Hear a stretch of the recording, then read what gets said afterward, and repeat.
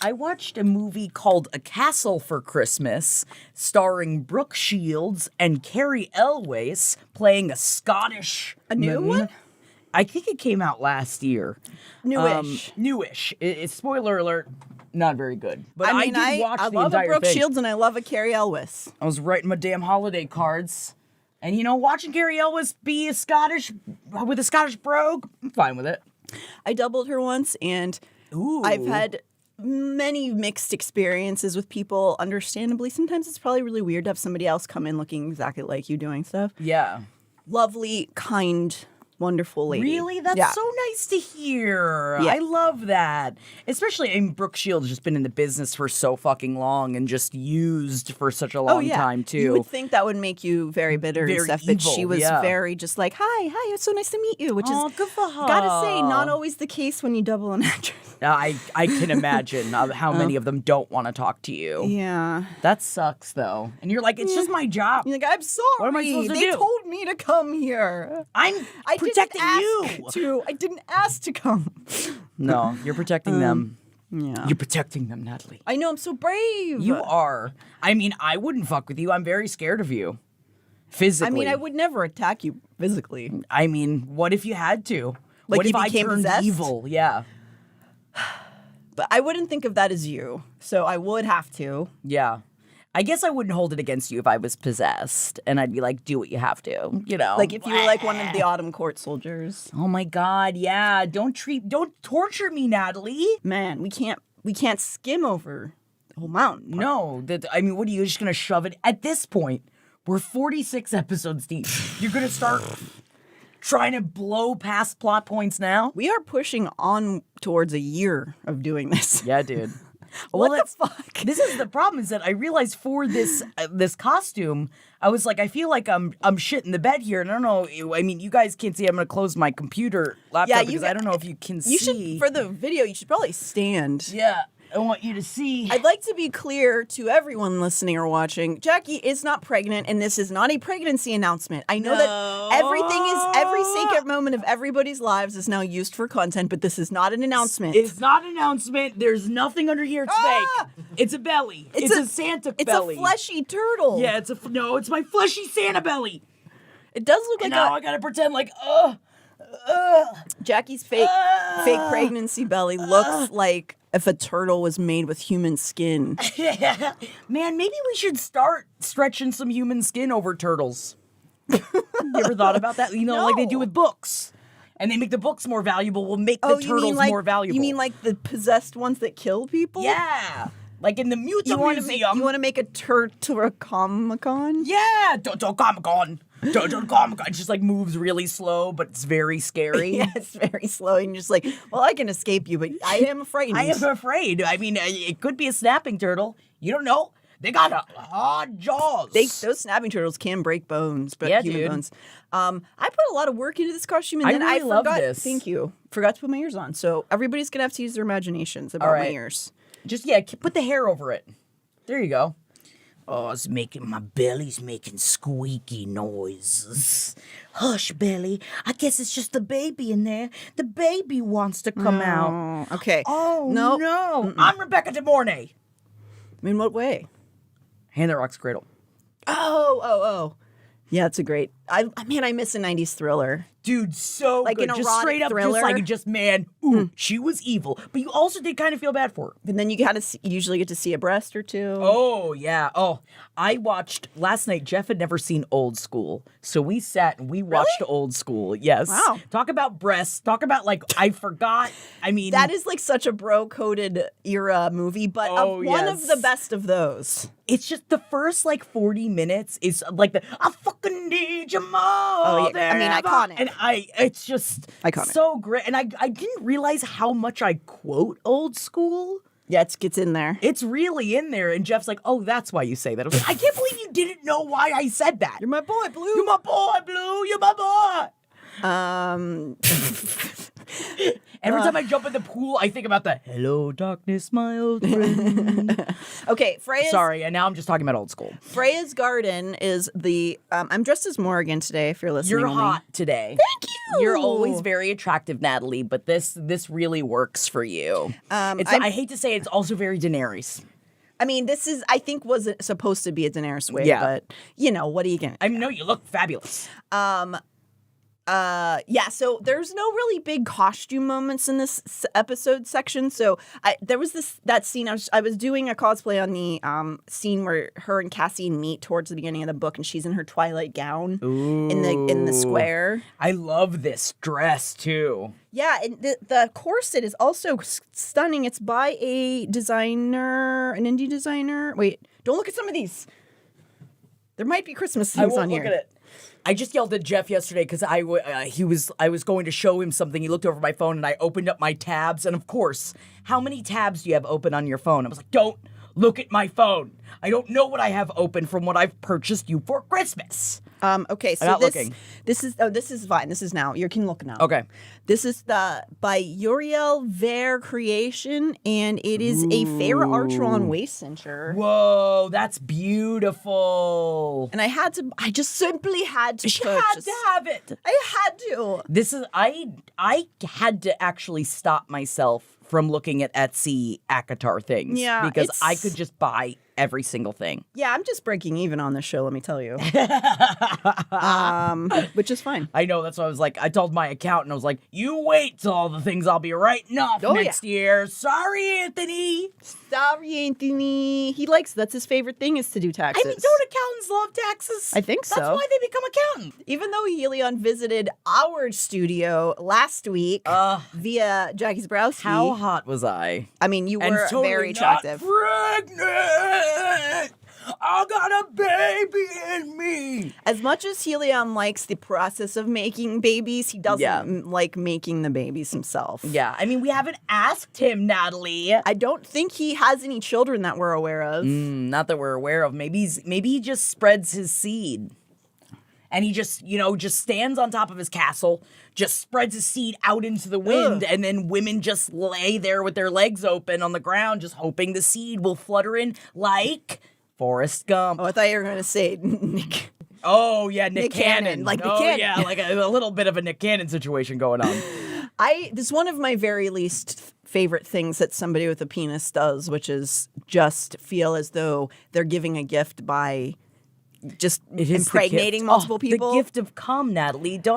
It's what I hope everyone gets for Christmas this year. It's so insulting to the children. Yes. You're welcome. And now he's complaining because it's like, it takes me like $12,000 to take all of them to Disney. I was like, you did this. Why did you do it then? You did this. I'm going to believe that Helion does not do that because he just doesn't want to be a parent. You're right. So he just doesn't. He must, maybe there's a way you can like enchant your semen so that it doesn't latch. Man, wouldn't that be awesome? Take the swimmies out. Yeah. I guess that's what a vasectomy is. I think they just take the swimmies out, but you still got shoot. I have actually no idea what happens in a vasectomy. I don't know. I have no idea, but I'm pretty sure that's what happens. Or else, what is it? Just dust that comes out? Yeah, it's like a strainer. Yeah, I think it is. I think it stops. We, again, doctors and scientists here on ACOTAR, man, do we know all these things? Is it like just a pasta strainer on the inside? Yeah, it's like colander. Yeah, it's a penis colander. Okay, but now we're here with Helion today at the Night Court. Yes. Being as extra as a god demands, Helion wants to come in on a chariot led by 4 white horses with manes of fire. This makes me fall in love with so Helion. Funny. Rhysand says absolutely not. You can winnow or you cannot come at all. Hence the Pegasus. Helion's idea of a compromise. It's very funny. So he's like, all right, yeah, a Pegasus then. That works out great. I'm coming in style. I'm having pomp. So Helion arrives on a jet black winged horse, and I love some theater. And if I had his trove of jewels, I would arrive everywhere in a jetpack wearing a ball gown. Yeah, hell yeah. That's what I would do. Cassian reflects on how rare the Pegasus Pegasi? Pegasi? I don't know. I think it's Pegasus. Pegasuses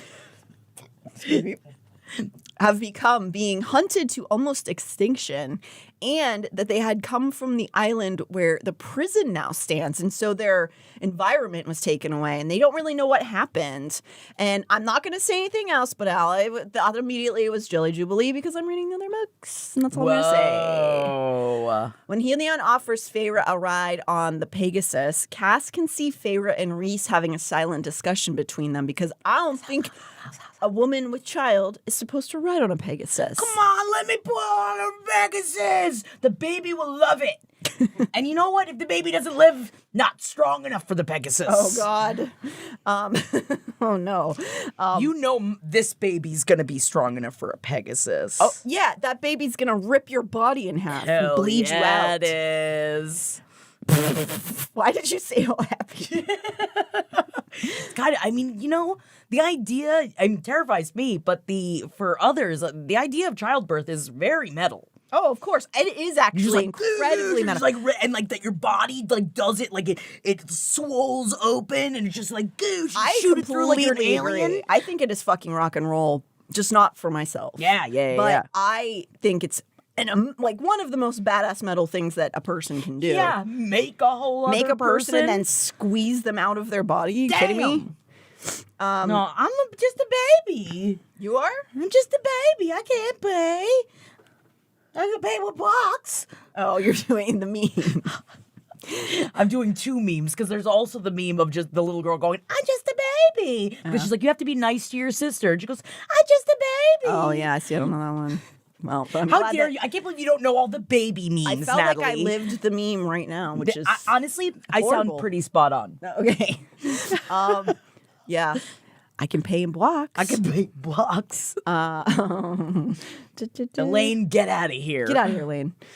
So they decide they're basically Rhys enters after they have this silent discussion. Rhys enters Cassian's mind and tells him they're going to reveal Feyre's pregnancy to Helion.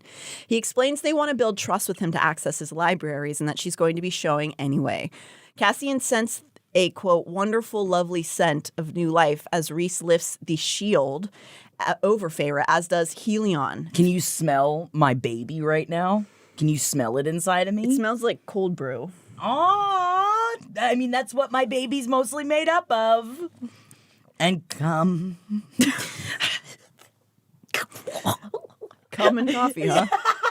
Okay. That's my CC cream. It's not what I put on my face. Oh, God. It's what I put inside. Oh, no. Thankfully, Helion sincerely seems happy for the couple and gives Feyre a kiss on the cheek, so it's not this big, I must kill. Yeah. True to himself, Helion quickly loses interest in the baby and asks where beautiful Moor is. Yeah, I mean, Helion knows what Helion wants. Yeah, nothing wrong with that. Yeah, I'm just asking. When Az says tersely that she's away, Helion lightly flirts with the Bat Boys, and Cassian notes how generally relaxed Helion's attire is for a High Lord and how he appreciates his button-upness. But, yeah. Basically, he's just wearing an open-legged sheet. Yeah. Which I will say, you need to ask permission before you expose your penis to people, just FYI for everybody listening. Yeah, you should probably be more covered up, especially in a business meeting.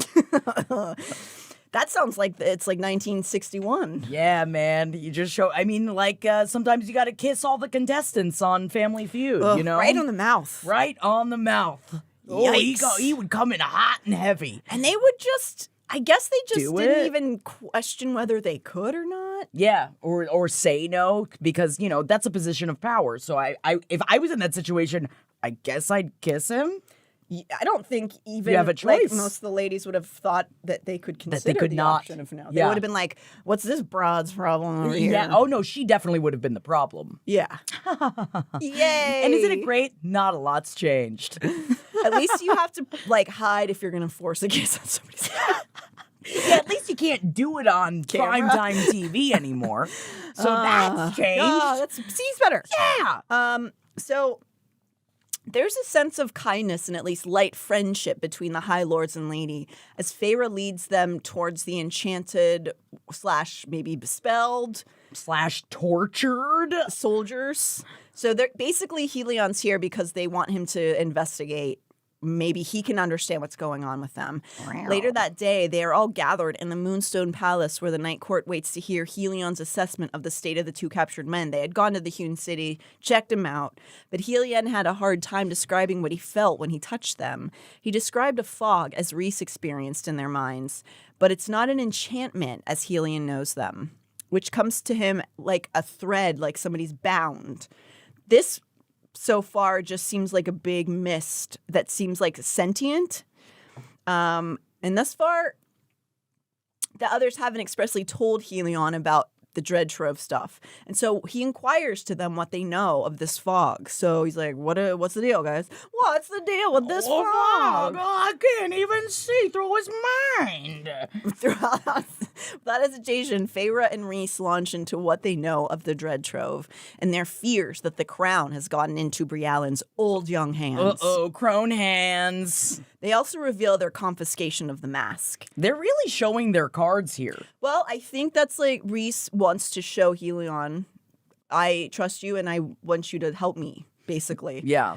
The only thing they don't say, they hold back on, is their secret alliance with Eris, but they reveal the mask and everything. Helion's shook, and the thought of another impending war seems to weigh on him. Yeah, because they just had the war. They just had warred. one. And now they gotta have It's another not one. wartime again. Yeah, but those pesky queens They are won't- about. They are about. The group ponders on different reasons Briallen might have sent the soldiers to Urid. Did she know the mask was there? Did she somehow know Nesta had scryed? Did she bait them into killing Autumn Court soldiers to sow discord? There's so many things. It's unclear at the time. Helion asks to see the mask, and Feyre says, sure, but we need your help teaching Nesta how to ward the room around it herself. Oh, I love their friendship. Yeah, it's nice.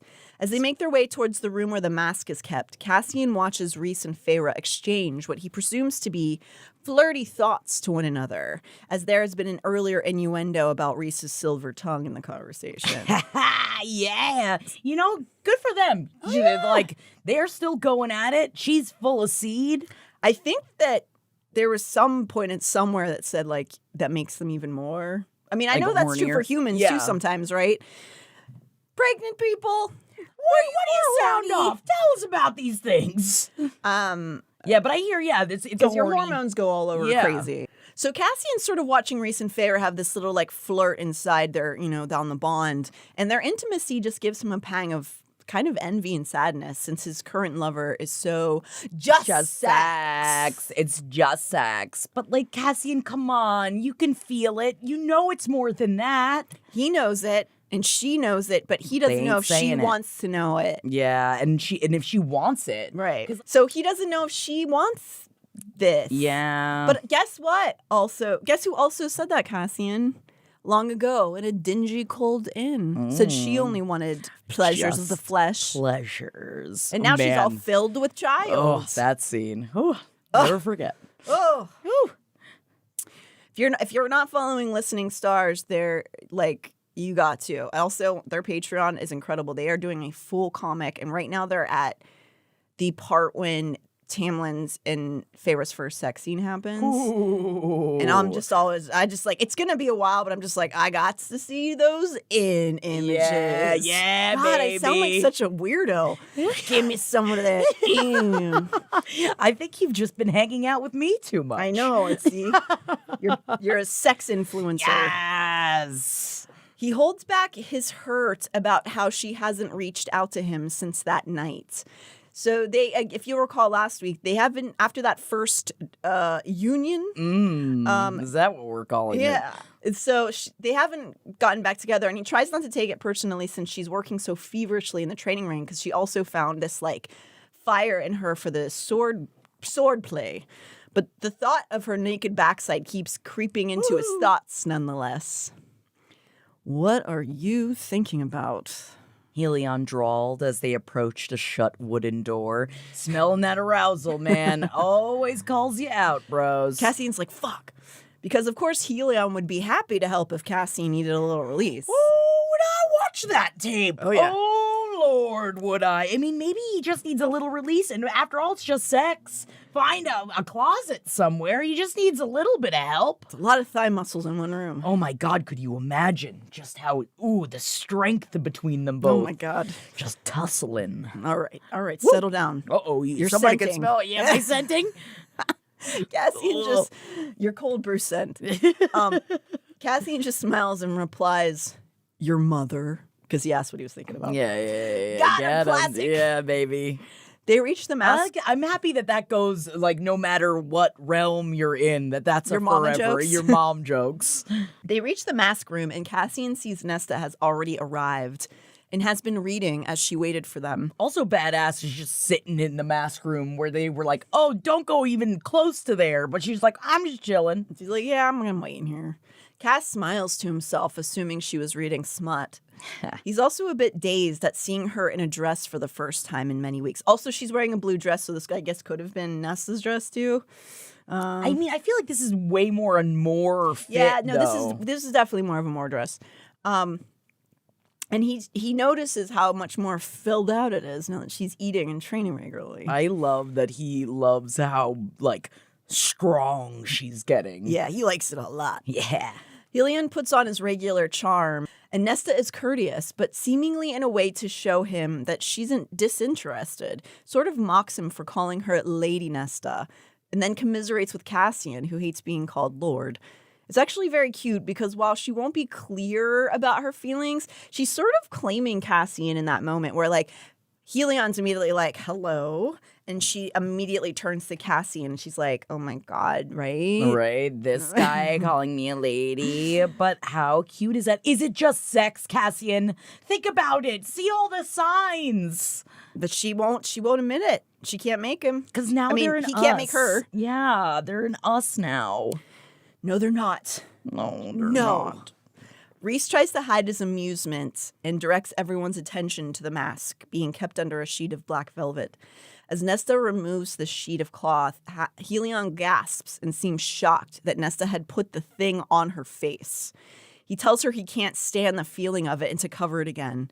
The others seem a bit confused that while they feel its presence, they don't have the same reaction as Helion. It's as if nails are sliding down a chalkboard in his mind when the mask is revealed. So cool. But also like magic black velvet, you know? You just like, put a little bit of black velvet on it. Yeah, it'll be fine. Regardless, he tells Nesta he will teach her some wards to seal the mask up. Later on, the teaching's completed. Cassian is mulling over how when Nesta had to prick her finger to bind her to the wards that Helion was teaching her, she basically had to get a little prick of blood to be a part of the process, yeah, over the mask, that Cassian's body tensed and he had to fight to control over even the slightest scent of her blood to protect her. And he wanted to lash out and he had to like convince himself, his body being like, she's fine. You don't need to fight everybody. He's Man, like, I want to fight everybody. I know that I shouldn't find that kind of reaction cute. It's but super cute. I think it's super cute. He was able to withhold himself, and that's the attractive part. That's the attraction, is that like you can feel those things, and the fact that you feel those things, it just, I melt. Of course. I just love to be protected. But maybe it's because I'm with child. Oh my God, you're your skin turtle. Oh, my baby! The Necrotortoise con? The Necrotortle con. My Necrotortle con, thank you.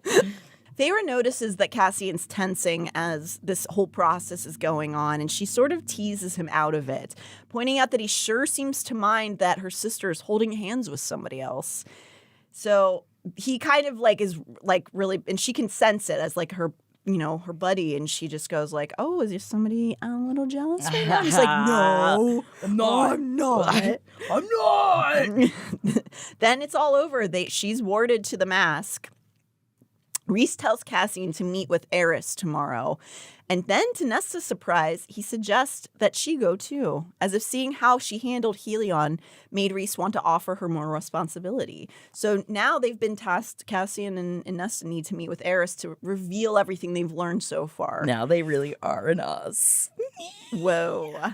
Feyre and Az get into a bit of an argument then, as he wants to see if Brialyn definitely for sure has the crown, and Feyre forbids it. So there's this little bit like bicker going on, and so they all kind of like break away from the room. Helion.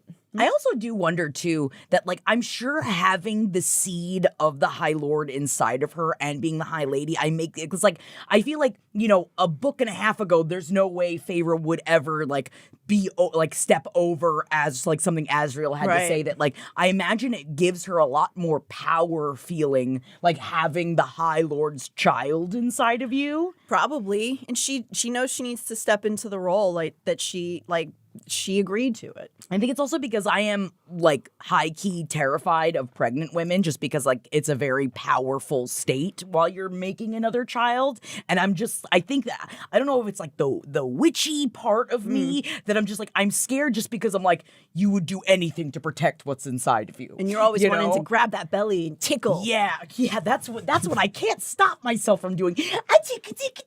If there's one thing about Jackie Zabrowski, she's always tickling everybody. Call her the mad tickler. The mad. Don't bring your bellies and your feetsies close. I'm glad that's not my thing. No, I agree. I mean, it's beautiful. It's a very powerful thing, and it's very cool to see, and I demure myself to them. Yeah, man. Hell yeah. The maiden, the mother of the crone. Yeah. So Helion says that he wants to get away from the crown, and they all walk out of the room together. Cassian and Nesta lock eyes, and as they walk, Cassian asks her what she had been reading earlier when they walked in. A Brief History of the Great Sieges by Ocean. He almost stumbled a step. Not a romance? No. She's reading to learn about what she's working on with him. Although there's nothing wrong with just reading smut in the middle of the day, all right? She's sitting next to the mask. There's a lot of feelings that come from that. I don't think he would have judged her for that. No, I mean, come on. She explains that she wanted to learn more of war after he had left her the dance of battle, that she wanted to not only learn how to become a weapon herself, but how to manage that power herself. Good for her. Cassian is stunned, and I imagine more than a little turned on. Never again. Never again will she be weak. That's what he wants to hear. Hell yeah. Woo! She reveals that she wouldn't be opposed to one day leading a small group of females, perhaps the priestesses, or other females who felt at home as warriors, that she has time now as an immortal to plan for the future. His chest tightened, planning for the future. It was a hell of a good sign. That's true. Yeah, it is. It's a wonderful sign, which means she's actually like working on herself and she's making growing. plans. Yeah, plans which is awesome. like a positive mental health place to be. Yeah, especially nothing is scarier when you're in like such a rough mental state that you're not thinking about the future, that you can only deal with your present, and it's scary because then you don't even have the space and the mental strength to think forward because you're so like wrapped up in whatever the bullshit you're dealing with right now that you're not even thinking about it, which is what Nesta was doing for a really long time. Just, I think, not even thinking about her present moment, just getting through the day minute by minute. Mm-hmm. Yeah. Which is really great, unless you're planning on hijacking a bus, which is like, that is making plans technically. Like the movie Speed? Yeah. Hell yeah. Yeah, don't do that. Don't do that. Later that evening, Cassian is knocking on Nesta's bedroom door. It seems he couldn't fight the urge any longer to stay away because he simply had to bring her these 3 more war books. It's just because he was bringing her the books. Late at night when they were alone. Yeah. It's not don't worry. worry. He just has to bring these books over. Yeah. She's back to reading romances in her bed when he enters the room. So, here you go. I thought you like these, so I'm gonna just leave them, and I'm gonna back out. Okay. Good night. Just Sleep tight. He forced himself to move from the desk, to aim for her door again. She said before he'd reached the archway. Was it not good for you? He stutters. He's, what? And she asks again if he didn't enjoy himself, to which he replies that she seemed focused on training and he didn't want to disrupt her. Her eyes flickered with something like hurt. All right. Well, good night. Come on, you gotta pick up something from that, bro. Come on. Well, yeah, Cassian's like, good Don't! Damn it, Cassian, you blew it! Yeah, of course. So he turns and he goes back to her bedside and he tries to explain himself better, saying he didn't want to be selfish and distracting her while she was so focused. She clarifies that if both parties want something, it's not a demand. Oh. And she reveals that she did, in fact, enjoy herself. That's all Cassian needs to hear. He's like, woo! And he just like rips his clothes off. No, he seduces her. Yeah, he totally seduces her. And this is, again, a great scene. Oh my God, it's such a good scene. Obviously, we leave it to the others to read the scene, but what I do want to mention and I found funny was that in the middle of it, he was thinking about how he can't wait to teach her wing play. So it just made me think of ball play. Yeah. Mind the stepchildren. That's what Andy Dick says in Old School. It made me think of John Gabris when he was reading The Dudes Grappling with Erotica, because he was saying, their wings are like balls. Like the balls of the back. But this is also a 7-page sex scene. Yes. The next morning, Cassian is at the river house with the others, desperately trying not to think of the rough, ravenous sex that occurred the night before. Man, it's a good scene. Occurred twice, I should say. But Rhys, Az, and Amren all seem all too aware of how much her scent is all over him. They're all pretending like they can't tell. So annoying. I'd just be like, all right, I know. How do you not talk about it? Like, I think I'd have to bring it up. Just to be like, yes, we all smell it, okay? Can we just continue on with the day? It'd be so embarrassing if you had to talk about your smells. Honestly, like, I won't get into that. Nope. Right? I don't know what that was going to be. And I imagine his face is also giving it away since he tends to wear his heart on his sleeve and he is very bowled over by the night before. Yeah, especially after a night like that. Like, how do you not just have, like, the dazed look of just like, I think he probably was acting like that. Isn't that awesome? Man, that's the best feeling in the world. Yeah. When you're just stupid giddy the following day after a sexual experience. Oh, yeah. Woo. Amren asks why they've all been summoned there so early in the morning while Varian is in her bed. Rhys pulled back a canvas tarp that had been over part of his desk. We're here because I got a visit at dawn from a blacksmith out by the western edge of the city. Uh-oh. It is under that sheet, another fancy, I guess, velvet magic sheet. Sex. A sword. Yeah, I said sex. I meant to say sick, but I said sex instead. Nah, so, you know, it's tomato, tomato. sex. A sword, a dagger, and a great sword. Wouldn't you think that he would originally think that maybe this is like a villain sending this as like a threat? I feel like I would be scared if I just sent someone swords. The blacksmith appeared with it and explained vaguely what happened. Yeah. Cassian is confused. Why did he bring these? Are they a present? He's got fuck dumb right now. Yeah. But before Rhys can answer, he shouts as Azriel is about to touch one. He says, I wouldn't do that. Because Az is just like reaching towards it.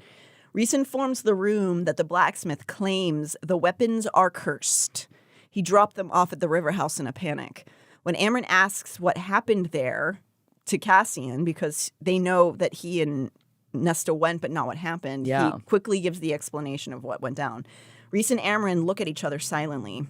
After a moment, Rhys goes on to reveal that he thinks that she, Nesta, may have unintentionally imbued the weapons with her power, as their ancestors used to do at a time when Fae were more, quote, elemental. Hell yeah. Which made me just think of just like they were hippies. Yeah, sure, man. You know? They're just like vibing with nature. Sometimes, you got to use the elements to your advantage, during the new moon, the Sagittarius new moon, fire sign. Mm-hmm. I burn some bay leaves to get some manifestations going. And you burn it for the fire sign because that's, the elemental connection there. Wow. Yeah. Look at you, nerd. Yeah, I may be pregnant, but I ain't dead. I'm not pregnant. I'm not really. She's not pregnant. Let's make that clear. IUD firmly inside of me. Cassian is shocked at this news. He insists that Nesta had no idea what she was doing and that she could not have done that. Amren explains that actually that might make them even more dangerous because she didn't even know what emotions she put into these objects. Amren continues that if she did, in fact, as Cassian has said, spend the most time on the one specific sword, then it is to be treated as an object of the Dread Trove.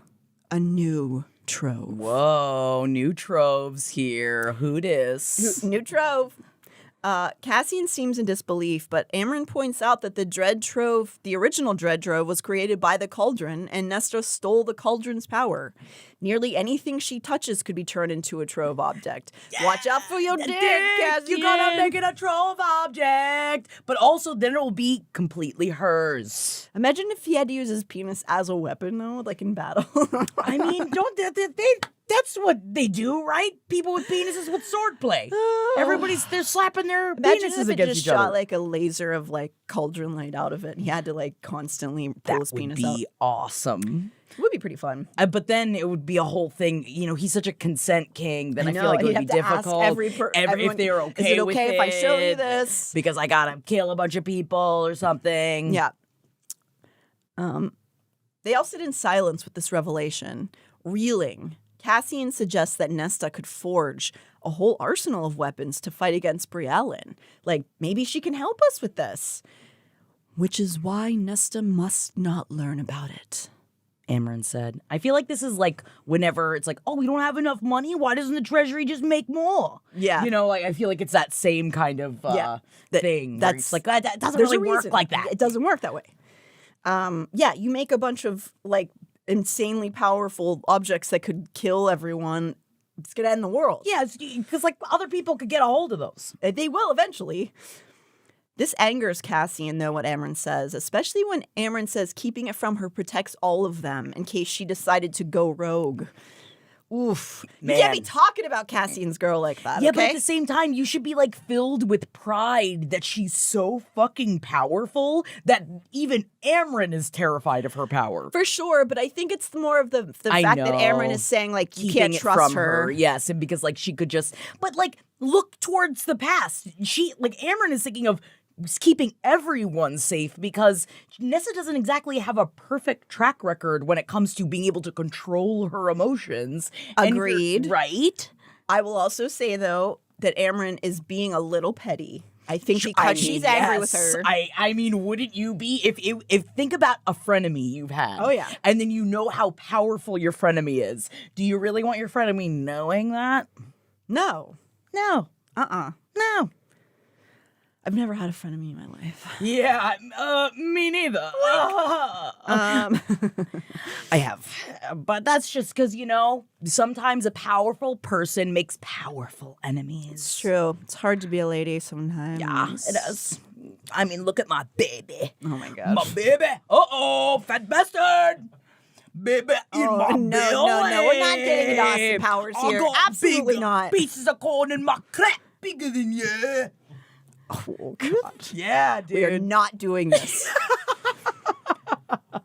Amren is not moved by Cassian's anger. Cassian is clear in saying he can't lie to Nesta, and he refuses to. They pull out the old, it's not lying, you're just not saying anything. It's just omitting the truth. When Cassian pushes back at Rhys tells Cass that Amren's orders hold. Sorry, she said we're not to tell Nesta. Damn. Then Amren delights in telling Cassian to watch out when he's fucking her. Ooh, Cass and Amren always come across as frenemies for sure. Yeah. She's always catting at him. She's a cat scratcher. She definitely is. And she also knows that Cass will bite back too. Like it's not like it's a one-sided. Cassian will constantly fight with her too. Which is why I also feel like why Amren's not openly like cat scratchy at Feyre, because like I feel like in that kind of way too, like Feyre's not like she doesn't want to cat scratch if someone's not going to scratch back. Right, exactly. She wants some sass. Which makes me like Amren more because like she's not going to do it towards someone that's not going to be, I'm not going to say be able to handle it, but Feyre can handle it, but you're going to hurt her feelings. Right, it won't be fun. Yeah. I think Amren finds it fun. Yeah. Az stands up for Cassian though, and he says he votes to be honest with Nesta. Amren decides to leave. She's like, whatever. Don't tell her. Don't fuck with these weapons. I'm going back to bed with my man. Hell yeah, girl. Or male, I guess. When the bad boys are left alone, Rhys reveals why he's actually looking so tired and distraught. He can't find anyone who knows how to save Feyre. Baby's got wings in my belly. This is serious. How dare you bring Austin Powers into this moment? It can rip me apart. The feathered winged people, apparently it turns out, have bendy bones in their wings. Like birds. The bats are harder and sharp and fit to rip a high face body to shreds. Cool.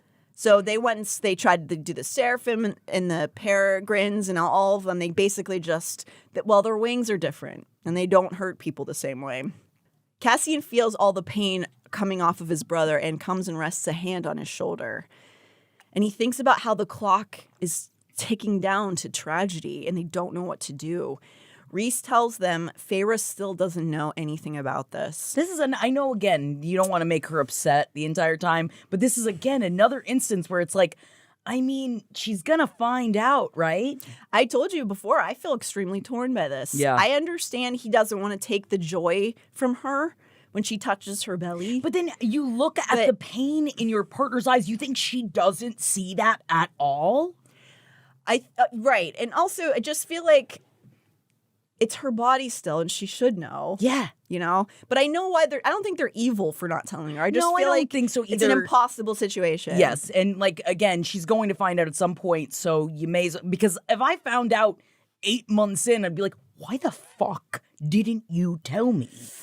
I think also Rhys has pointed out that she most likely would be like, well, I don't care, I'm going to die. Yes, and I'll have the baby anyway. Yeah. Oh. I don't think you should do that. I won't. I won't with my baby. But I've got bendy bones. Everybody knows that. Everybody knows it. So I'll be able to have a baby with wings. So yeah, Rhys doesn't want to take away that pure joy in her eyes when she thinks about and talks about the baby. He tells them that he and himself, when Helion was visiting just recently, he got on his knees in front of him and begged Helion to do anything he could to find stuff in his own libraries because Helion's known for having these massive, like, archival libraries. And yeah, that's why his hands and his head's so big. Because he's smart. He's full of thoughts. Reading books. Helion promises to put his librarians onto the task. So they do have this little bit of hope. They're going to keep looking for different things that can happen. They're not just going to give up. Their attention turns back to the simple-looking weapons hovering over Rhys's desk. Perhaps to distract Rhys, Cassian challenges him to pull one of the weapons out from its sheath now that Bossy Amren's gone, which is very just like, well, hey, get one of those out. Yeah, come on, let's touch it. Come on, let's see if we can feel it. Rhys lifted his head. This is a bad idea. Cassian winked. That should be written on the Night Court crest. A few stars blinked into existence in Rhys's eyes. Azriel muttered a prayer. So the rascally brothers... They're so cute. Being little rascals. They released the grand sword from its scabbard, using magic, not daring to touch it. It did not go easily, as if the sword did not wish to be revealed. Or not by Rhysand.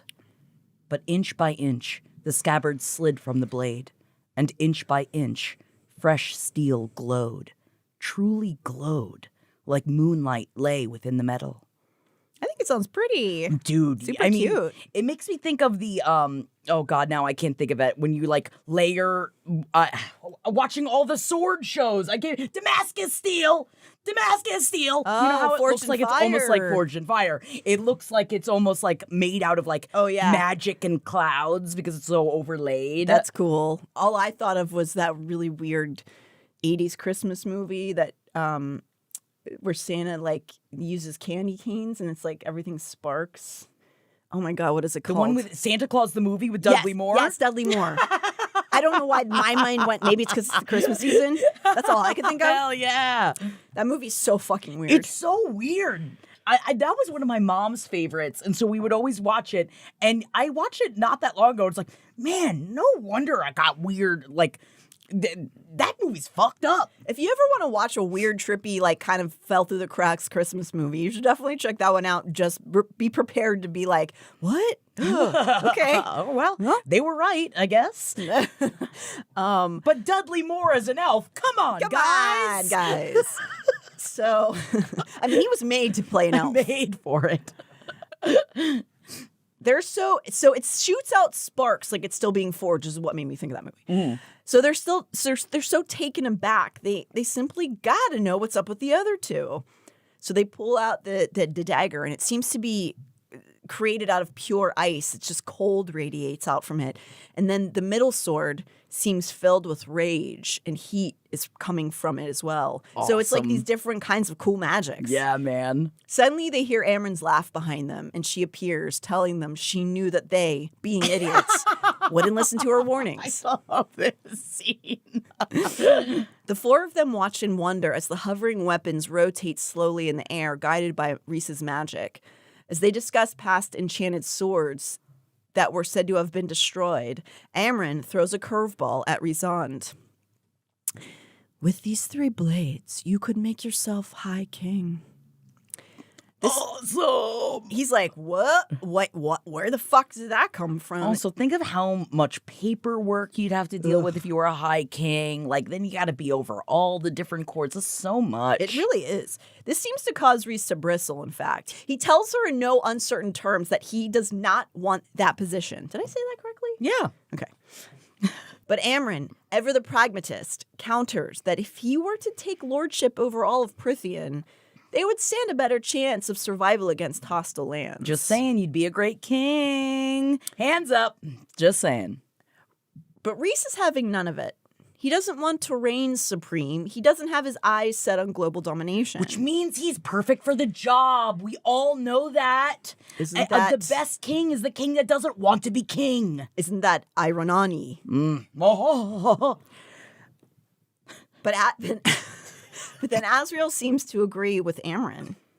Probably some of the courts would agree to defer to Rhys, as kind of suggests.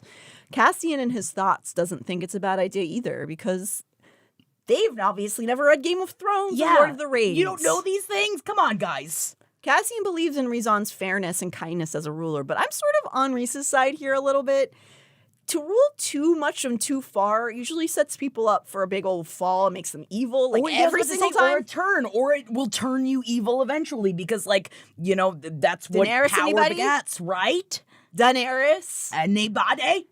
Dracarys. Whoa. But apparently Cass and Az don't see it this way. Cassian thinks that with Feyre at his side as High Lady and thus High Queen, they could do a lot worse. And I tell you that, you're right. Man, yeah, dude. I think they would do a really good job. I just don't know if that's too much responsibilities. How are you supposed to be a parent on top of all that? I don't know. Oh my God, but Cass and Az are going to be such, like, good uncles. Oh my God, it's so cute. Can you imagine them as uncles? Yeah. There's been a lot of fan art of it. That's cute. Not sexual. I was about to say, I never look at the non-sexual fan art. I'm sure that it is. I will say that they are thirst traps, but not in any sexual way, if that makes sense. Like, yes. There's also... Seeing them care for a child is very sexy, but it's not, the picture itself is not sexy. I have to say, brief Crescent City thing. Don't worry, it's quick. There's been a big fan art rotation right now of Rune whenever Bryce was little, and he's like painting her nails and stuff. God, and he's like all tattooed and like covered in his nail polish on, and he's like painting her nails. Oh it's my pretty God. sexy, I'm not gonna lie. God, so hot. Anyway, that's Crescent City talk for you. Sorry guys, the third one's about to come out. I can't not mention it at all. Highly recommend. You better also, start reading it. Yeah, if you're an ACOTAR fan, that's all I'm gonna say. Because the third one's coming out, I think, in February. So start reading it now. They're thick. They're so thick. Rhys tries to push this. He tries to change the subject. He doesn't want to talk about this anymore, but they push at him, and he says no. He has no interest in this, and he doesn't understand why they want him to become a conqueror. But as Amren sees it, it is his birthright as the most powerful High Lord ever born. It's fated by the mother. The mother. Az is truthful with him. He doesn't know if Prythian will stand after another war if they are divided. Amren looked to the great sword, still slowly rotating above them. Then explain to me why, after thousands of years, objects that once crowned and aided the old Fae have returned. The last time a High King ruled Prythian, it was with a magic sword in his hand. Look at that great sword before you, Rhysand, and tell me that it is not a sign from the cauldron itself. From the cauldron itself! Amren seems convinced that these weapons came through Providence. Not only that, but she suggests that the three sisters turned by the cauldron also came to him. So it's like these threes, these magical things. Yeah. One lord to fuck them all. Hell yeah, man. 3 is a magic number. Right? In bed. Whoa! Bat boys, come on over. Come on over here. Come on over, babies. Rhys is not moved by any of this. In fact, he seems to be getting dangerously angry. He dismisses them. And as they file out, Cassian looks back at his brother, who is now slumped over in his chair with all of the weight of the world on his shoulders. Very well, Rhysand. Amren also turned from the desk, and the blades Rhys's magic now sheathed and set upon the surface. But know that the cauldron's benevolence will be extended to you only for so long before it is offered to another. Whoa. That's concerning. You're just going to drop that, Amren? Because that's a lot. So she really seems to think she understands what's going on here, and it's that if he doesn't accept this great responsibility, somebody else is gonna. And it's probably gonna be some butt. Yeah, man, you don't want a butt as High King because then they're gonna be fighting and making poopies everywhere. Yeah. What? Nesta and Cassian are standing in the flowery essence of the Spring Court's forests at the start of chapter 43. Nesta is admiring the beauty of the color of the fauna here when she notices that Cassian seems to be trying to hide his itching. He feebly admits he has allergies, and she laughs, saying, "Stop hiding it. I get terrible allergies myself. Don't worry about it." Oh, it's like in the beginning of a relay when you're like, "Oh, I don't fod and she," It's like, but you definitely do because you're a person. Well, then, yeah, if you didn't, you'd be like, "Are you okay?" Or, yeah, you should probably get a pill. I think you might be filled with shit, which is not sexier, I will say. No, get it out. And so they have this moment of connection through that, but it is then marred by her mind shooting back to her time in poverty when she and Elaine would have to share the same bathwater back to back because they didn't have enough to go around, which is yuck. Man, it makes me think of the Smothered. I know, it did as well. Yeah, it makes me think of Smothered. Gross. When mommy and daughter share the bathwater. I still want to believe that was just for TV. She also laments over the thought that Elaine would love the forest they're standing in the Spring Court. But technically that's kind of a giving thought, so that's nice. It's like growth. She's thinking about her, yeah, and being in like, a positive way. Something that she would like. I wish that she could experience this. Well, because also, like, Nesta really was wrapped up in Nesta for quite some time. Yes. And just the fact that she's openly thinking about what other people would even think about something is a huge step for her. Yeah, for sure. So that's good. In a way, it's good. Eris is late, and they are getting irritated, and so they're kind of griping about it. But of course, Eris shows up just as Nesta calls him a bastard aloud. This is probably especially poignant to Eris, since he openly has a bit of a thing for old Nesta Archeron. I mean, she's so stubborn. She's so hot. She's so Great powerful. rack. Yeah, like, how could you not? Great ass, apparently, according to Cassian. Well, Cassian and Nesta have been, again, summoned to do this job by Rhysand because they're to inform Eris of the state of his missing soldiers. They do it, and not in really a gentle way. Eris seems genuinely taken aback with the news that they found the soldiers and then proceeded to kill most of them. And when he asks how they died, Cassian explains the whole bog situation, basically says, sorry, I did it. I mean, they were attacking. What do you expect a warrior to do? And Eris knows that, but he hates Cassian. And so he takes this opportunity and probably, he probably actually does feel anger and sadness about the news, but he takes the time to fuck with Cassian, challenging him on, oh my, how convenient only 2 of them were spared. Seems like you just made an excuse to kill a bunch of my soldiers, Cassian.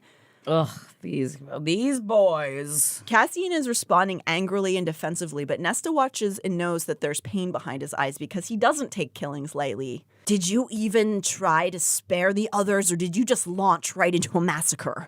Eris seethed. Nesta watches this insult land squarely with Cassian, like the moment Lisa breaks Ralph's heart on The Simpsons. That's my pretending to be It's him. very good. Thank you. Man, you really do. Like, if I had a belly, like, my hands are always on it. Well, yeah, I mean, imagine just counterbalance. Yeah, just because you're like, I just find myself, I'm holding underneath the belly. This is a fake belt. Why is my hand on the belly? I feel creeped. I'm creeping myself out. I like mean- Jackie, there's not a baby in there. It's your motherly instincts. It's just air. It's just air. But I guess it's good to know in the future, like I was talking about, I think last episode, where my hands are always on my breasts, that at some point, if I ever have something inside of me, that I'll put my hands somewhere else for a little bit. That's I could put it in my pockets. I mean, good enough reason to get pregnant right there. Well, I was talking about this right before the episode that, like, not necessarily for me, but, you know, always being provided a seat and always assuming that, like, well, she is eating for two. Those are the two things of the reasons why I would get pregnant. Because I always sit down, I always eat a lot. Like, you have to then proceed to raise a person, nowadays still about 25. So you got the next 25 years covered. I don't know if the 9 months of that is worth being it. taken care of. Yeah, but, it might not be worth it.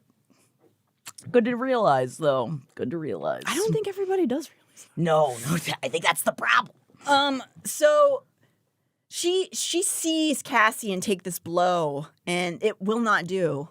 Nesta, mostly silent up until this point, steps in. She tells him that Azriel had an ash arrow shot through his wing, and she wonders where that came from. If perhaps it came from Eris's Autumn Court stores. Bum, bum, bum. Eris stumbles. What? I may not know. Arrow? You say? Mm-hmm. Because he was toying with Cassian, she unleashes her own daggers at him. Her word daggers. Maybe you bespelled the soldiers, Eris. Maybe your story about them disappearing was a ploy.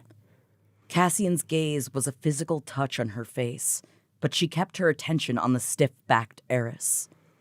If you want to play warmonger, go right ahead, Eris. Her smile widened. I like an interesting opponent. I mean, this is the best part about, like, especially with Cassian having Nesta, like, as his, like partner in this, because she's so good at ripping somebody apart with her words. And Cassian's totally not, because he's just not that guy. She would have been a real Regina George. Oh, man, she totally would have. Talk about, I mean, that's why I love the frenemies between Amren and Nesta, because I feel like they can go head to head with their words. Right, and so she challenges Eris in the way, and if I know high fae males, and I think I do, this enrages him, but also probably gives him a boner. Dude. Eris becomes flustered, spitting out that he is not their enemy. Nesta most likely knows that, but she wants to make him pay for hurting Cassian, which is what he was doing. Yeah, and also, Eris, think about your own damn self, because you always come in with this hateful energy, calling people bastards, trying to hit them below the belt, and then you're going to have the audacity to be like, but guys, we're on the same team. Right. Get out of here. And the thing is, he doesn't actually think that they are monstrous and actually slaughtered them for fun. He just has this weird hang up with Cassian, probably because of more. Because what my guess, I mean, we don't know, but I feel like Eris wishes that he could be in this fun group. Yeah, of course. And like, you know, he did, according to Eris's own brain, he did everything he could to save more that he was allowed to do while being under rule of his father. So in his head, he's like, why does Cassian hate me so much? Like, I did what I could, but like, he can't say that. Yeah, he can't. He's never going to say that. So, so they're always going to have this contention between them. Will they forever? I don't know. Maybe they'll fall. I don't know. Something might happen. After Eris is sort of shrunk down by Nesta, Cassian tells him that he truly didn't want to kill the males, and that he will help the soldiers' families if he wants that, if Eris wants him to help. Oh. But Eris still can't not be mean to Cassian, so noting this, he basically sees that Cassian brushed his hand along Nesta's back, and he sees a new target that's like slightly less mean, I guess. Yeah, and probably more within his wheelhouse. Yeah. He begins to flirt with Nesta. Tells her to come play with a real man, essentially, when she grows bored of her big old galoot. I don't think she's ever going to be bored of her big galoot. Cassian bristles and is about to go nuclear when everyone pauses. Someone doth approach on soft paws. That's such a good line, Natalie. Someone doth approach on soft paws. Then a massive fur launches at the trio. She'd never forget that beast. How it had broken down the door of their cottage and terrified her to her bones. How all she'd been able to think of was shielding Elaine, while Feyre had grabbed that knife to face it. Face him. Tamlin! Bum bum bum! Soft paws! Cassian has Nesta behind him, preparing to launch into the sky, but everyone's frozen and assessing. Was Tamlin going to pounce as he crouched before them in his beast form? In those moments, Nesta reflects on his connection to Feyre, how this was the mail that sent her over the wall and then under the mountain. All for him. And then he'd locked her away and broken her. Yeah, before just like pretending and like being like, nothing's happening. If I just pretend like nothing's happening, then she'll figure it out. This human woman, Tamlin. Tamlin, you fuck. So suddenly something courses through Nesta. Was it rage? Rage for her sister? She's feeling protective of Feyre? For the first time in 30 years? She recalls the feeling of letting Feyre go in her place when Tamlin arrived all those nights ago as a coward. She just protected Elaine and just was like, take her! She would not be a coward now. And Nesta lets some of her power rise to the surface. Yes. I'm so proud of her. I know. You will not touch us. She steps from behind Cassian and faces Tamlin in full. His voice is raspy and unused. He tells her he has the right to kill anyone on his land. I feel like he now sounds like a prospector, like a guy who doesn't see anybody. Yeah, because he's just by himself all the time, pining and just like knocking things over like he's a big cat. Yeah. She simply taunts him, mocks him for how these lands don't seem to be anyone's lands, judging by the state of them. Damn. And then she reminds him and us, the readers, that her violation when Nesta, was forced and submersed into that cauldron was his doing. That was Tamlin's fault. Yeah. And even if she is figuring things out in this realm now, it wasn't her choice to go in. She begins to shout, her anger and power rising. She dresses him down, approaching him, pointing, and hits the hardest when she tells him that he treated her sister like property. Tamlin shrank from her outstretched finger, claws digging into the earth. Put that finger down, you witch. Nesta smiled. I'm glad you remember what happened to the last person I pointed at. She lowered her arm. We're going now. God. I love as she starts to truly accept her power. It's just like, yeah, bitch, yeah! Got his ass! Yes! Then she returns to Cassian, who embraces her and prepares to launch into flight. Nesta's parting shot. Tell anyone you saw us, High Lord, and I'll rip your head from your body, too. All right, girl. Hell yeah. That night, Nesta is having trouble sleeping and has taken herself into the empty and silent library under the House of Wind. Silent Library is the first show that Henry was ever on. I just had that weird memory. When they ate the bacon pants off his chest. Off his body. She watches the pit at the bottom from a safe distance over the railing, not attempting anything, just having racing thoughts all night, and she just decided to sort of walk out to the library and look down.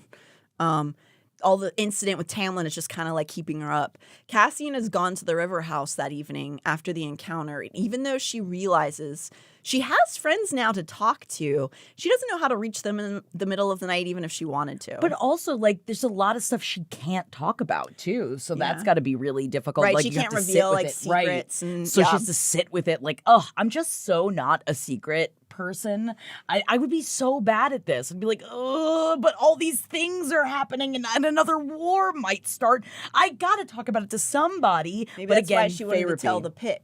Oh yeah, you gotta just tell the darkness then. The house just drops a glass of warm milk next to her. She says thank you to it. Yeah. And wonders if this is what a home feels like. Everybody's home talks to them, right? She's never experienced. I'm not crazy, right? But she means more like she's only ever had a house, never a home. Never home. But she feels like maybe this is what a home feels like. And she'd never experienced it in her past, even when they were wealthy. As she looks back over the edge of the railing, not that you need to be rich to have a home, but you know what I'm It's saying? the only way. When they lived in poverty, No, obviously they love were. doesn't count. But there wasn't a lot of love in their home. No. So, you know. And it was suffering. It was like not a comfortable, like you can be very poor and still have a nice home in life. Yeah, of course. But you know, when you're When they're sharing the sharing bathwater bathwater, with your alright. sister. I think that might be drama. So she's looking back over the edge of the railing as she's having these thoughts, and she's startled to see something pulsing in the darkness at the bottom, something like a tendril of smoke. But then, I thought I'd find you here. Well, either here or the stairs of the city. Cassian pops up behind her. Get out of the library. Cassie, what are you doing What here? are you doing here? I'm sure she's just like, ugh. And she's like super excited. So totally loves it, but she has to pretend like, She's like, what are you doing here? I like need a second alone. Wink.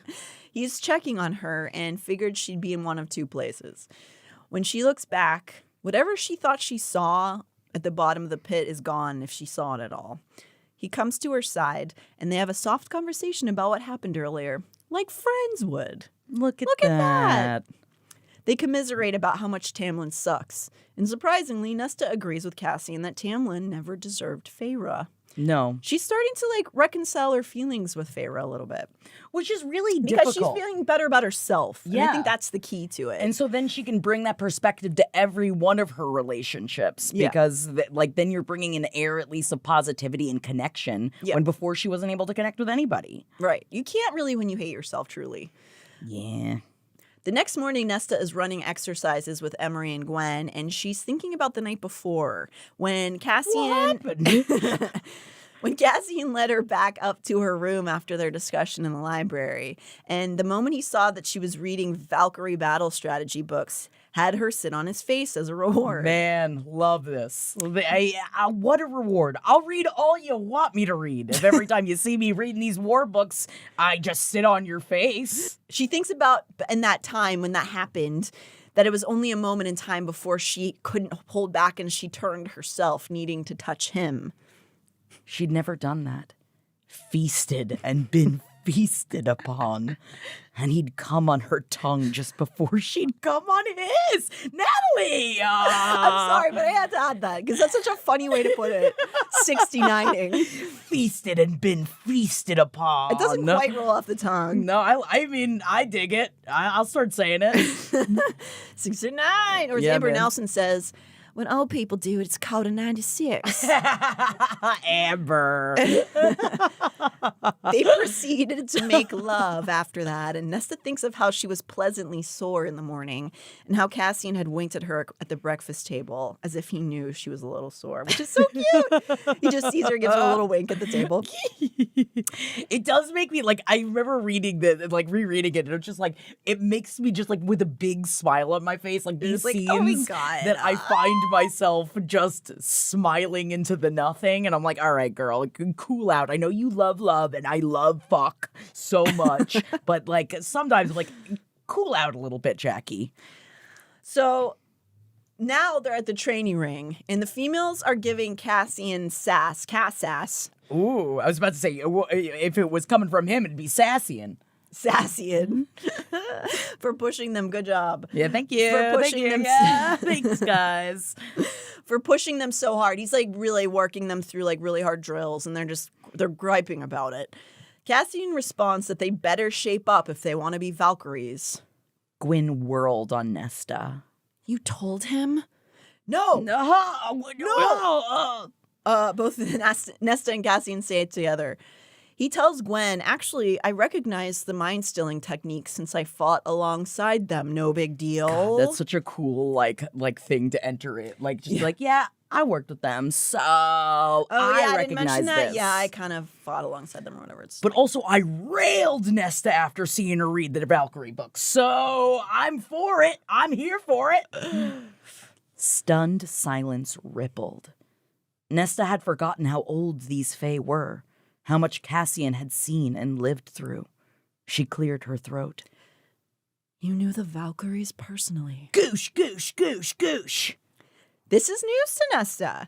Gwen shrieks with excitement, loud enough that Az turns to see what the hubbub is about, because Gwen's just like, oh my God, he's been there! Cassian proudly but sadly explains that, yes, he fought alongside them and knows of the battle that they took as a suicide mission, knowing that they were going to die to protect the others. Cassian wanted to help them, but he was but a grunt at the time, and his superiors wouldn't allow him. He was but a grunt. Just imagine just like a huge butt. I'm just a butt. Nesta thinks about how hot this is making her. Yeah. He begins to talk about sword training again, and Nesta semi-jokingly says they should combine Illyrian and Valkyrie techniques to make something new. She'd meant it in jest, but the words rumbled through the space, as if she'd spoken some great truth, something that made fate sit up. Asriel turned to them fully this time, eyes narrowed. Everyone on the training ring sort of freezes. Cassian quietly says that after a moment, he will continue to teach Illyrian technique, and he also requests they bring him any documentation of the Valkyrie techniques the next morning. Cass seems taken over by emotion and mumbles to himself, something old becoming something new. So they're like this big, like, by the mother. Yeah. Which is fun. Later that night, Cassian is having dinner at the River House, where they had finally made this final vote because they wanted to see what Feyre thought about. They were basically going to do like casting a vote, whether or not Nesta is allowed to know about her own making of things. Mm-hmm. And Feyre has voted in favor of telling her, and so they are going to tell Nesta. Cassian tells them that he will tell her at the right moment himself. He also informs them about the news of the Valkyrie training commencing. It's awesome. Like, just like feeling their powers rise together. Yeah. You're just like, this is right. Yes. Yeah. They're all intrigued, and the news is generally well received. They're like, okay, all right, we see you. Hello. Yeah. So they're like, oh, this is really an interesting turn of events. The Valkyries are this inspiration for the women. The females. That's so interesting. Amren she says she enjoys the Valkyries since they didn't let males boss them around. Rhys comments to Elaine that many of them are as lovely as her, but fought like warriors on the battlefield. Sick. Cassian tells the group that Nesta would have fit in well with them. I always thought she was born on the wrong side of the wall, Elaine admitted. Which she may very well have been, since she wasn't even entranced by the initial thing that Tamlin tried to, fool them into thinking that didn't happen. Well, she was still strong as a human woman, but now it's just giving her the arena for her powers to ignite. Yeah. Feyre comments that Nesta was always a wolf that was kept in a cage. I know, Cassian said. She was a wolf who had never learned how to be a wolf, thanks to that cage humans called propriety and society. And like any maltreated animal, she bit anyone who came near. Good thing he liked being bitten. Good thing he savored the bruises and scratches she left on his body every night. Ooh. And that her unleashing when he was buried in her made him want to answer it with his own. You look at me, Natalie. You look at me, feasted upon and feasted. I just love that he's having a conversation at dinner and that's all he's thinking about. It's just, But then everybody's going to smell you, bro. Relax, bro. Elaine leans in like she's about to tell a juicy piece of a secret and explains that Nesta can actually really step up on the dance floor. Whoa. Dance battle. She launches into a story of Nesta exacting revenge on a bitchy debutante Eris before their poverty, so when they were still like tweens, and how Nesta won the heart and hand of a duke who that bitch girl had her sights set on. Step off, bitch. She won him by dancing with him so well that he was just like, whoa. Can you imagine? It's just me on the dance floor, like, doing the sprinkler, and someone's going, ooh la la, that woman I cannot not have. I must have her hand. Me doing the Macarena. How does she remember all those different positions? Hey, Macarena, goosh. So Nesta essentially got a proposal from this duke, even though she was 14 at the time, simply because she seduced him with her moves. But also, bro, she's 14. But she didn't want the duke. She just did it because the Eris was super mean to Elaine. Hell yeah, man. She further explains that Their mother designed Nesta to be a walking seductress, essentially, so that she might one day marry a prince. This strikes Cassian right in the gut, as he wonders if that's what Nesta might want. A prince. Cassian, no, babe, no. Certainly not thinking about Eris or anything. Aww. The group moved on to another subject as they enjoy their dinner together, but Cassian mulls over what has just been revealed. She enjoyed things once, huh? He realizes that in her healing journey, the fighting stuff is really good, but life has to be more than just training to thrive. There had to be joy. There had to be music. Aw, that's true. And now, like, with their love, they're going to be able to hear the music differently than they used to. And they'll be able to dance freely. Yes, they will. You are holding your... I'm holding the fucking belly. I can't stop holding the belly. I don't have a baby in here. What's wrong with my hands? Go back to my breasts. I'm just holding, my legs are all pulled apart. The belly's just sidling in between my thighs. The next day at practice, the trio of females are discussing how hard these exercises are, and Cassian informs them that he'd been up at the dawn learning the Valkyrie techniques because they brought him the books. Suddenly, Cassian, probably thinking in his head about the made weapons, asks Nesta what she might name a sword, which is sort of a random question to ask. Yes. And before Nesta can say anything, Gwen says, Silver Majesty, which is such a dorky name. I know, but it's cute. And then Emery laughs at it because that is a silly name. And then she says she would name a sword Foe Slayer or something. And I feel like that's that. I feel like that's dumber than Silver Majesty. Yeah, a little on that the out nose. there. Little on the nose. I stick this in you. How about that's what I'll call my sword? They begin to bicker in a friendly way, and Nesta smiles at their companionship. This is a fun fight. Yeah. They ask Nesta which name is worse, Foe Slayer or Silver Majesty, and Nesta immediately answers, Silver Majesty. Aww. They all sort of laugh about it. Cassian asks Nesta again, what do you think you would name your sword? And she says, Killer? But she's obviously not really taking it seriously. They're very strong. They're not very, like, silly and creative, but, you know, they are very strong. And I think it's also that Nesta's like, why are you asking me this? Yes. She doesn't know that it's this, like, intense thing to Cassian. Right. And she can tell that Cassian has something he wants to tell her, and he won't reveal it at that moment. Emery and Gwen sort of walk away to get some water from the other two, and once they're kind of alone in the corner, Nesta asks again why he's asking her this. He balks at first, but then seeing that Emery and Gwen are kind of doing their own thing over on the other side, he reveals to her what happened with the weapons from the blacksmith. She seems shocked when she hears that she somehow put her power into these things that she clanged on. Awesome.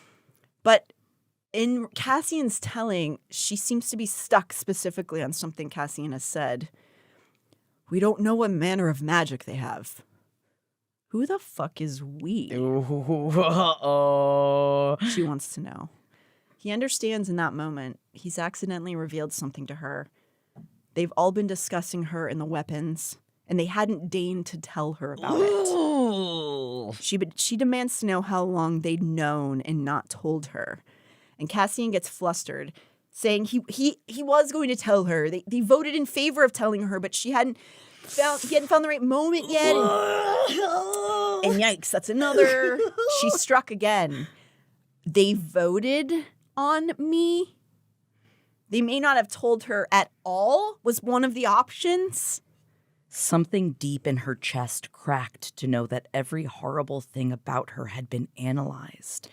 And I can imagine, I can sympathize with that feeling very humiliating. Oh my God, I'd die on the inside. Yeah. But like Cassian also knew she was going to react like this, which is why he wanted to be the one to tell her, because if it came from almost anybody else, she probably cat scratch fever, because she's not like Amren. She'll scratch whether you're going to scratch back or not. Yeah. It's not like they did something truly terrible I'd be pissed. But I get why she's mad. Yeah. But the embarrassment makes sense too. Oh yeah, that's what would make me mad. The embarrassment sometimes brings anger. Is she too crazy to know that she's so powerful that she made, like, yeah, maybe I am that crazy. Maybe I shouldn't know these things. You're like, maybe I'm proving your point, but I don't care I don't anymore. care. So she demands to know who voted against her. He tries to backpedal, but the damage is done. Who voted against me? He tells her, Rhys and Amren. It hits her like a ton of bricks. Rhys is not a shock to her, but Amren, her friend and confidant, or so she had thought. Yeah, but girl, you know that there's issues there, you know? But you remember in her darkest time, Amren was her companion. Right. She thought that they had maybe like this special connection, even if they got into a fight. She reveals in her thoughts at this moment that she had held on to hope that Amren still like held respect for her and cared for her as a friend somewhere inside. Which actually, I feel like, I mean, you know, perspective is a beautiful thing. If you really think about it, it's like because you're so powerful and you haven't learned how to control all of your feelings and your powers yet, like it actually makes the most sense that Amren would understand that and be like, maybe she shouldn't because she's so powerful. Yeah, but again, I still think Amren's being slightly petty about it. I know. Bitches be petty sometimes, man. Bitches be petty. Cassian seems to watch the walls go up around her mind once again. She reacts coldly. I don't care. I'm fine. Don't lie about how you're feeling because that's not effective communication, Nesta. It's not. And she tries to shake it off. I don't care at all. I'm not upset. I'm not upset. I'm fine. I'm not upset. Emery and Gwen see that something's wrong, and they come over and ask her what's happening. Nothing. Court business. They try again, and Cassian's coming over. Nesta, come back, please. But Nesta can't stop the roaring in her ears, and she can't stop herself as she launches from the training ring back into the house. She briefly storms off to her room where she puts the bath water on to make it sound like she's taking a bath because she anticipated Cassian coming to see if she was okay. He knocks and eventually gives up, realizing she probably doesn't want to talk. Oh. She waits to make sure he's completely gone. She even asks the house, and the house opens the door for her. She faces the staircase. She can't think straight. Her mind rages. Down and down she goes. She isn't thinking, just moving, around and around. She vaguely feels the air getting warmer around her as she descends. Every ugly thought coursing through her mind, and yet she can't even process those. The tiled rooftops became clear. Her legs were shaking. She didn't feel them. Amren has no faith in her, believes her to be incapable of handling information about herself. She feels nothing. Didn't feel anything but that molten rage as the stairs suddenly stopped, and she found herself before a door. It opened before her fingers could touch the handle. Sunlight flooded the stairwell, revealing cobblestones beyond. Rage rippling like a storm around her, Nesta stepped back into Valaris at last. Woo! Man, oh man, how long do you think it took her to get all the way down those stairs? We're talking hours? I gotta say at least an hour. I would say How long did it take? What was it, 385 stairs? 345 that I was going up. And that took me 5 minutes, 10 minutes? 10 minutes maybe. Okay, so yeah, probably like an hour. That math doesn't add up, but maybe, yeah, 2 hours. I don't do math. I don't do math. I know like girl math, which is about, what is it, snacks? No, it's girl dinner. Bitches eat snacks. It's true, though. And bitches buy things, all right? Yeah, that's all we're made up of, women. I do like both of those things. Snacks Yeah, and I buying do. things. I love those things. Woo! Man. I just imagine Nesta going through like walls like a Looney Tune, just with anger. Yeah, just breaking through a man, so upset. What's she gonna do? Is she going to go get hammered? Is she gonna go kill people? What do you think's gonna happen, Jackie? I don't know what's gonna happen. Maybe she's gonna sit on Cassian's face again in the future. Well, he's got to get Not down right to now. it first. Yeah, not right now. But doesn't she have to like scale a mountain at this point? What do you mean? Or is she just like step on, like is she just on a street then? Oh no, that's the door. It leads to the street. To the street. Yeah, Yeah. she's like, so she is like in the middle of Laris. Yeah. She's on a Damn. cobblestone. Damn, good for you, girl. But, I'm proud of you, but also we do need to work on how we communicate our feelings. When we get angry, we have to control that in certain ways. Yeah, and I know this because I'm a mother. Thank you. Skin turtle.